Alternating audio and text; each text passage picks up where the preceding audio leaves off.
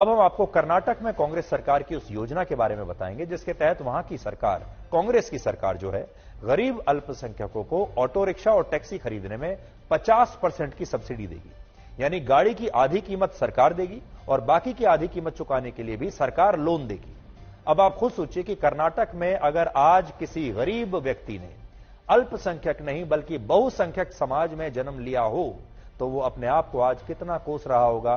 कर्नाटक के जो बाकी के जो धर्मों के लोग हैं, जो बहुसंख्यक धर्म में हैं, वो सोचते होंगे काश हम भी अल्पसंख्यक होते।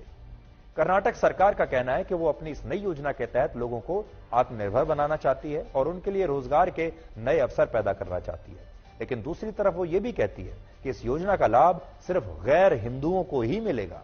ये योजना हिंदुओं के लिए नहीं है। यानी अगर कोई व्यक्ति हिंदू है, चाहे कितना भी गरीब है, चाहे उसके पास कोई पैसा नहीं है, तो उसे सरकार ऑटो रिक्शा और टैक्सी खरीदने पर सब्सिडी नहीं देगी। लेकिन अगर कोई व्यक्ति मुस्लिम समुदाय से है या फिर ईसाई है, जैन है या बौद्ध धर्म से है, तो इन लोगों को सरकार की तरफ से ऑटो रिक्शा और टैक्सी खरीदने पर 50% की सब्सिडी मिलेगी। इस हिसाब से अगर कोई गैर हिंदू व्यक्ति 5 लाख रुपए की कोई नई गाड़ी टैक्सी में चलाने के लिए खरीदता है तो उसे सरकार से 2.5 लाख रुपए की सब्सिडी मिल जाएगी और जो बाकी 2.5 लाख रुपए रह जाएंगे उनमें भी 2 लाख रुपए सरकार उसे लोन के रूप में देगी। लेकिन अगर कोई हिंदू व्यक्ति यही 5 लाख रुपए की गाड़ी खरीदे तो उसे ना तो सरकार से 50% की सब्सिडी मिलेगी और ना ही सरकार की तरफ से उसे इस योजना के तहत कोई लोन दिया जाएगा। कर्नाटक के हिंदुओं को बैंकों में ही लोन के लिए धक्के खाने होंगे और उनके लिए कोई सब्सिडी भी नहीं होगी। लेकिन जो गैर हिंदू हैं उन्हें 8 लाख रुपए तक के ऑटो रिक्शा और गाड़ी खरीदने पर 50% की सब्सिडी और इसके तहत अतिरिक्त सरकारी लोन की सुविधा भी मिलेगी। इसके अलावा कर्नाटक के अल्पसंख्यक वर्ग में भी इस योजना का लाभ सबसे ज्यादा या तो मुसलमानों को मिलेगा या फिर ईसाई धर्म के लोगों को मिलेगा। कर्नाटक में 96 लाख लोग अल्पसंख्यक समुदाय में आते हैं, 96 लाख, जिनमें लगभग 79 लाख यानी 82% सिर्फ मुसलमान है। यानी ये प्राइमरी मुख्य तौर पर यह जो योजना है ये मुसलमानों के लिए है।